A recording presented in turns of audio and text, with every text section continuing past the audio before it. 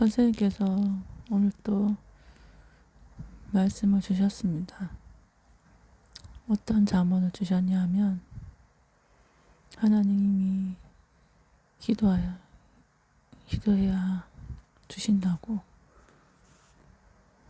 기도는 일이니까 기도는 일이다. 일을 해야 얻듯이 기도를 해야 얻는다고 얻고 살아라 하셨습니다. 매일매일 잠언을 주시면서 오늘 또 선생님의 말씀을 듣고 기도해야겠다는 감동을 받고 새벽을 깨우기로 또 결심했습니다.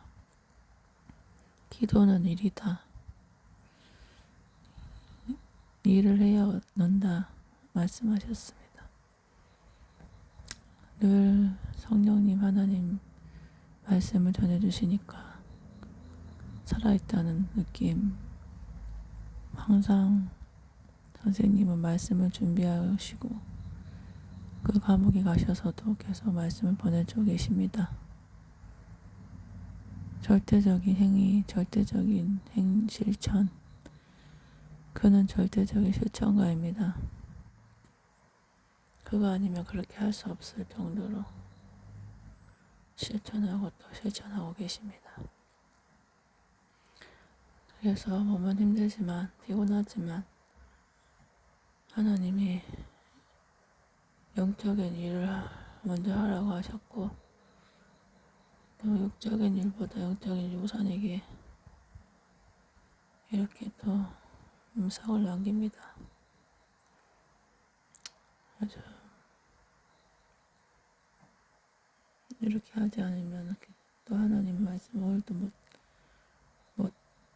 행하고 거역하는 것이 되고 실천하지 않은 것이 되고 선생님께서 매일 한 개씩 올리라고 하셨는데 못 올린 것이 되고 불순종한 것이 되기 때문에 10분이라도 5분이라도 짧게라도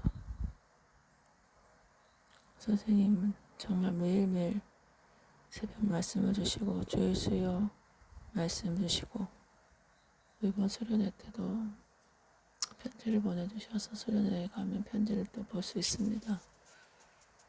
정말 그는 실천가이십니다. 그렇게 행하시는 것이 참 어렵고 힘든 거라는 것을 알고 있습니다. 감옥에서 편지로서 말씀을 전해주시면 또 얼마나 많은 펜을 써야 됩니까? 그거 아니면 정말 할 수 없는 일입니다. 그런데 갇혀있지 않고 자유로운 자의 몸이 깨닫지 못해 짐승같이 사는 자들, 하나님의 말씀을 듣지 못해 짐승같이 살고 하나님을 깨닫고 시대를 깨닫고 갇혀있는 자의 몸이 되지만 생명을 위해서 늘 실천하는 삶과 갇혀있지 않은데 영이 갇혀있어서 자유롭지 못한 삶. 참 너무나 극과 극의 삶입니다. 한 분은 감옥에 갇혀 있어도 영이 자유롭고 구원시키기 위해서 저렇게나 뛰고 달리며 세상은 육신은 자유로우나 영이 갇혀 있어서 영적인 일을 하지 못하고 구원의 일을 하지 못하고 하나님이 시키시니 하지 못하고 갇혀있는 삶. 두 가지 삶 중에 어느 것이 낫겠습니까? 육신은 갇혀있으나 영은 자유롭게 헐헐 날아다니면서 구원받아 사람들을 위해 기도하고 말씀을 전해주는. 두 번째는 육신은 갇혀있으나 육신은 자유로우나 영은 갇혀있어서 육신은 어디든 갈 수 있으나 구원받지 못한 자의 삶. 저는 택하라면 전자를 택할 것입니다. 하나님 믿고 하나님을 의지하면 반드시 나중에 다 갚아주실 것입니다. 그래서 사람 끝을 모르고 끝을 알 수 없습니다.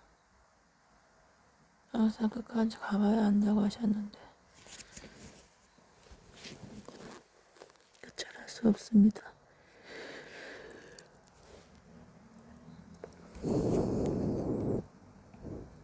끝까지 가보라는 뜻은 죽음 이후까지 가봐야 된다는 것입니다. 죽고 나서 끝이 아닙니다. 죽고 나서도 또 다른 세계, 영의 세계가 또 펼쳐지고 시작이 됩니다. 죽음은 끝이다 생각하지 마세요. 죽음은 끝이 아니에요. 영의 시작, 영의 생명이 탄생해서 평생 육신 옆에 살다가 육신이 죽으면은 영에 만들어진 그 모습대로 평생이 아닌 영원히 살아가게 됩니다. 그 영원이란 말이 무섭습니다. 죽지 않습니다.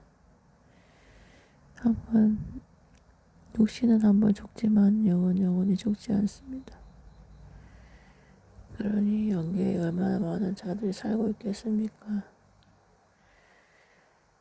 그러나 그 사는 삶이 다 달랐기에 영의 삶도 다 다르고 위치도 다 다릅니다. 영이 가는 곳이 다 틀립니다. 그렇기에